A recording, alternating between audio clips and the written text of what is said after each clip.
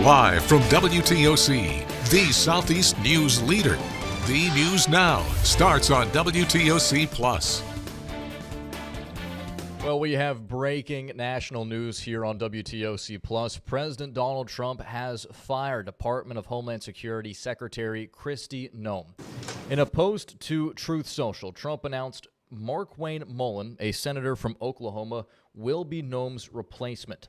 Trump said Noem will be moving to be special envoy for the Shield of the Americas, our new security initiative for the Western Hemisphere that they're announcing Saturday in Florida. Trump then thanked Noem for her service as DHS secretary. Mullin will take over the position starting March 31st. We should also note this is a breaking news story. We will have additional reactions on this throughout the day, throughout our news programs this afternoon and this evening. Well, back here at home, Savannah police need your help to find a missing woman. 70-year-old Pamela Tislow was last seen leaving Farm Street a little before 8 a.m. on Monday. She's known to frequent West Side Savannah.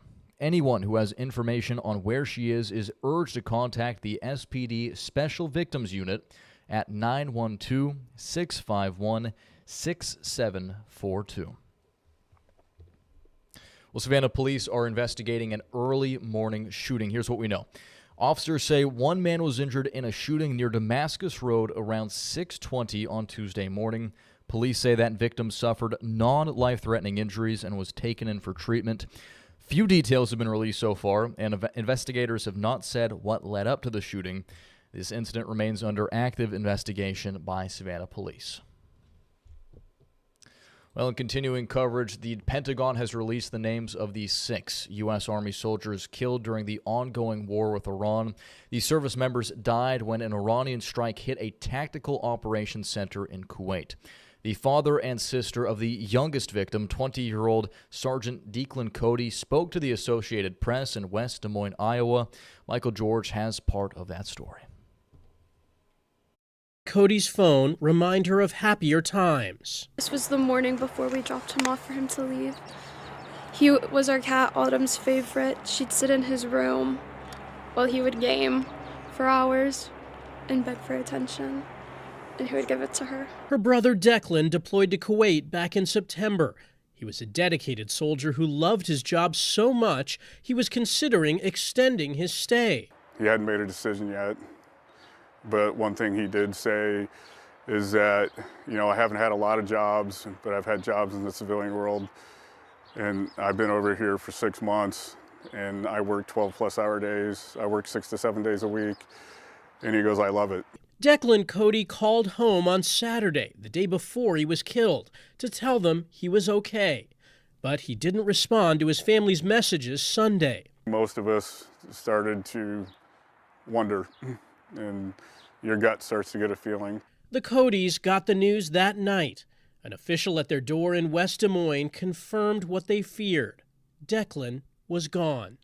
I still don't fully think it's real. I didn't think it was real when they told us. Declan Cody's 21st birthday is in May, just 2 months away. Well, he was actually still supposed to be in Kuwait, and you can't drink in Kuwait. And so before he had left, we were teasing him about it because we were like, oh, you're going to be 21 and you don't get to go out. But instead of being reunited and celebrating with him, Cody's family will be mourning him. I just really wish I got to tell him I love him one more time because he was just so amazing. Michael George, CBS News, New York. Just a truly tragic story. You could hear the pain in that family's voice. Staying on topic of the war with Iran, on day 5 of the U.S.'s involvement in that military conflict yesterday, the Senate voted against requiring congressional approval for the war. WTOC Washington correspondent Emma Wolfhurst is in D.C. with the details. The U.S. Senate voted down Senator Tim Kaine's war powers resolution along mostly party lines, meaning President Donald Trump's authority over military action in Iran will go largely unchecked for now. Republicans are on record today, and they're going to be held accountable. Elections have consequences.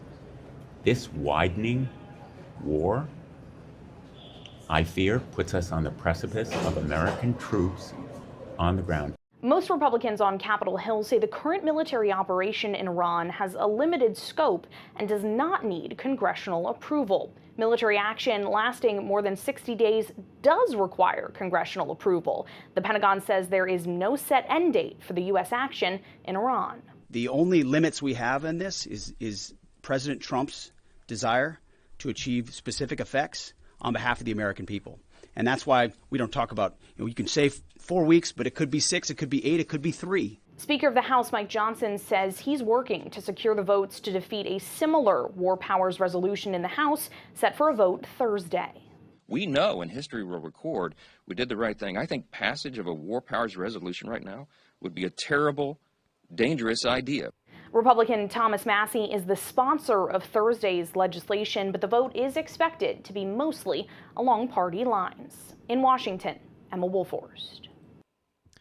Well, from the nation's capital to our state capital in Georgia, lawmakers are taking aim at drones flying over Georgia's prisons and jails.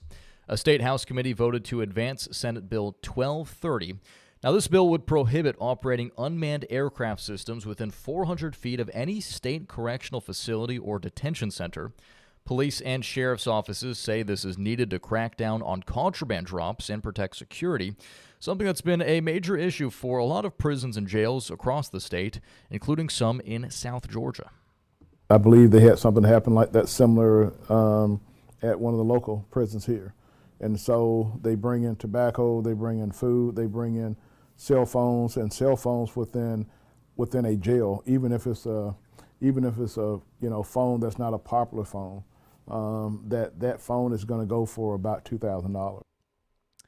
Georgia is one of a growing number of states cracking down on drones near prisons and jails. More than 40 states have some kind of drone law on the books.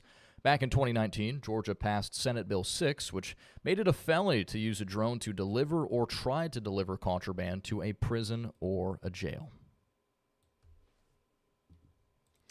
And a push to ban car boots statewide has hit a roadblock at the Capitol. A bipartisan bill that would outlaw wheel boots on private property is now stalled in a Senate committee with no chair. That comes even as drivers rally behind the Ban the Boot movement online. A new law did start this year, we should note, that includes signage to alert drivers as well as eliminate kickbacks to businesses. And wanted to take a moment to remind you all that streaming tomorrow at 2:30 right here on WTOC Plus, you can watch this week's episode of Governing Georgia, where each week we take you under the Gold Dome and show you the bills moving through the State House and explain what they mean for you, your community, and your family. Friday marks the final day of the session to push through bills, so it will be a big one. Kind of crunch time is what we've been hearing from a lot of lawmakers as they, ultimately prepare, I should say, to wrap up this 40-day session in the Peach State. Well, turning now to health news. We're already starting to see that stuff on our windshields. Pollen season is underway in Georgia, and it's hitting pretty hard. Flu activity is higher than usual as well this time of year. Many patients are getting checked for congestion, cough, sore throat, and fatigue. Unlike allergies, the flu is contagious and you may need antiviral treatment if it's caught early, so it's best to check with your doctor if you're not sure what's causing the symptoms. If they're keeping you from sleeping, they're keeping you from, living your fullest quality of life, I think it's a great idea to talk to your doctor, whether your primary care doctor or allergist, to look for next steps to help you make you feel better. And doctors say it's best to check when you have a fever lasting more than 3 days, or facial pain or pressure, or thick yellow or green mucus. We've had a lot of sniffles and sneezes around the newsroom here at WTOC. A bunch of trees surround the building. I know tree pollen is one of the more elevated ones right now, so something to be on the lookout for. All right, staying in health news. Health Secretary Robert F. Kennedy Jr. is challenging 2 major coffee chains to help, quote-unquote, make America healthy again, his slogan. At a rally last week, Kennedy called on Starbucks and Dunkin' to prove that their high-sugar drinks are safe for teenagers. The governor of Massachusetts, which is the home of Dunkin' Donuts, is hitting back, as Tom Hansen reports. I got everything I need right here at Dunkin'. Tensions are brewing between one of New England's most beloved brands. He's such a genius, then why'd he put ice in his coffee? And Health Secretary Robert F. Kennedy Jr., after he suggested the Trump administration could place limits on your morning cup of joe. We're going to ask Dunkin' Donuts and Starbucks show us the safety data that show that it's okay for a teenage girl to drink an iced coffee with 115 grams of sugar in it.